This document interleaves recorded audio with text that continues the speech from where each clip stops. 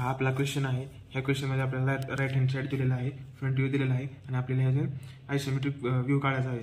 तर त्यासाठी आपल्याला फ्रंट व्ह्यूवरून कळते की आपली लेंथ 90 आहे आणि विड्थ आपली 60 आहे आणि हाईट 90 आहे।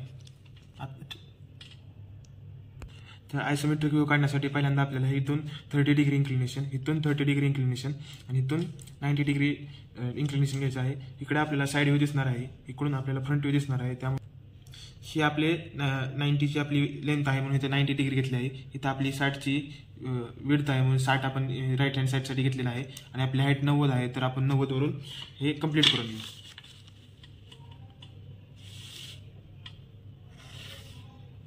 सिमिलरली ह्या साईडला आपण कंप्लीट करून घेऊ।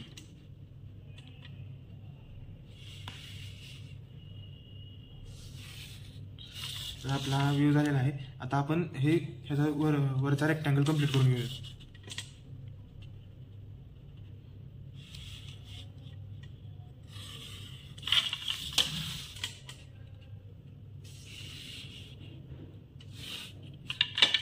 पार्ट काढून झालेला आहे। तर आता आपण हे फ्रंट व्ह्यू मध्ये आपण खालच्या लाईनीपासून इथे 25 mm डिस्टन्सवरून आपण लाईन मारून घेऊ।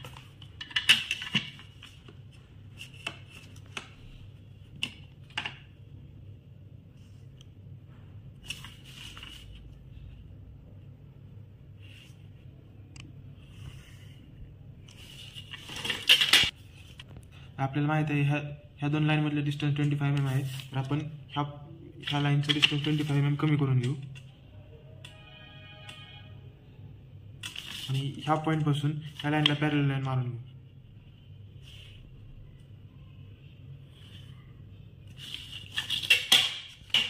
तर आपण इथे बघू शकता इथून 25 mm खालीपासून ही लाईन इन्क्लाइन आहे, तर ही लाईन आपण 25 mm खाली घेऊ आणि आलेला पॉईंट ह्या पॉईंटला जोडून घेऊ।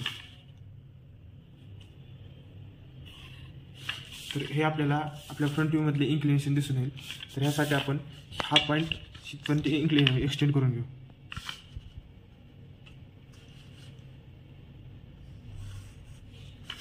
आणि सिमिलरली ह्या पॉईंट सारखं ह्या पॉईंटला बी अशी इन्क्लाइन लाईन येईल, त्यामुळे ही लाईन इथे इन्क्लाइन करून घेऊ।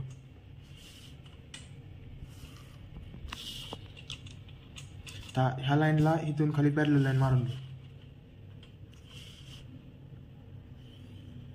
आता ह्याची आपण बेस लाईन तयार करून घेऊ।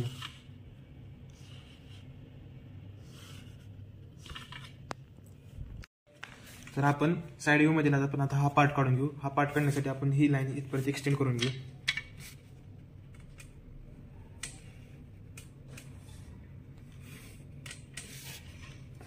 तर आपल्याला हा पार्ट मध्ये दिसत आहे। हा पार्ट काढण्यासाठी आपण वेगळा इथे रेक्टँगल कन्सिडर करू। रेक्टँगलची आपण विड्थ 15 घेऊ आणि लेंथ 60 घेऊ।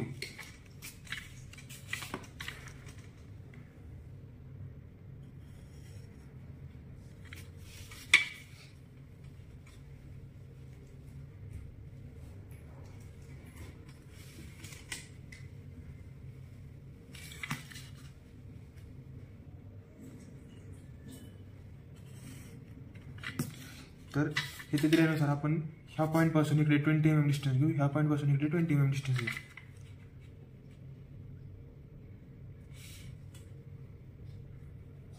आणि ह्या पॉईंट पासून आपण 45 डिग्री इन्क्लिनेशन तयार करून घेऊ।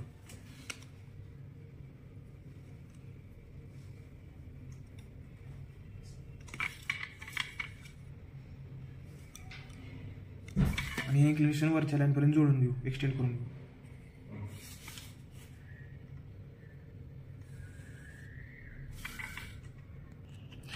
तर आपण हा पार्ट आपला काढून झाला आहे, तर हा पार्ट आपण इथे काढून घेऊ।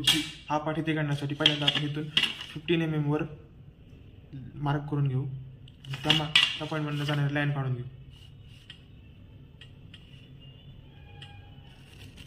सिमिलरली इथे गेल्याप्रमाणे ह्या पॉईंट पासून 20 mm डिस्टन्स आणि ह्या पॉईंट पासून 20 mm डिस्टन्स सोडून घेऊ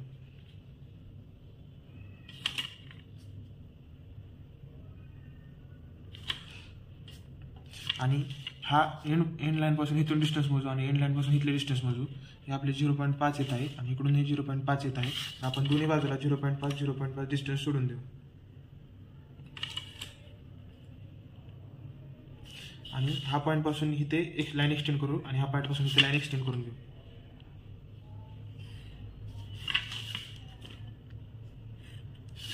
तर अशा प्रकारे आपला हा पार्ट काढून झाला आहे. तर आपल्याला ह्या पार्टमध्ये इथून आतमधील ही थोडा पार्ट दिसणार आहे. त्यासाठी आपण ह्या इन्क्लाइन लाईनला पॅरलल लाईन इथे एक्सटेंड करून घेऊ. तर आता आपण इथला बेस कंप्लीट करून घेऊ.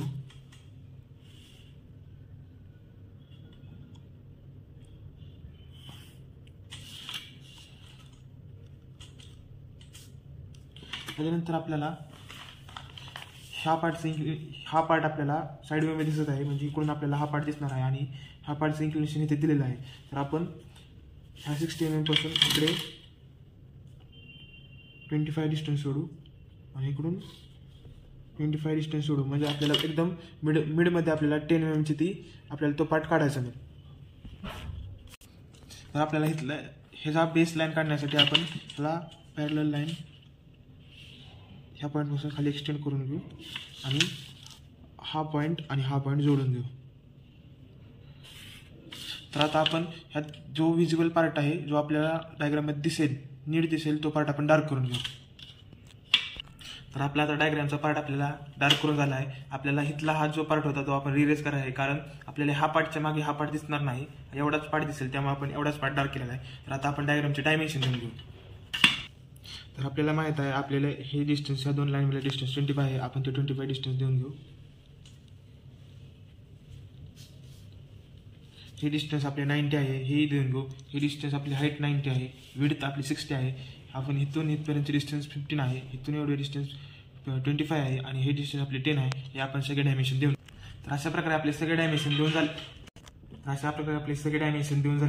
आपण सगळा पार्ट दाखवलेला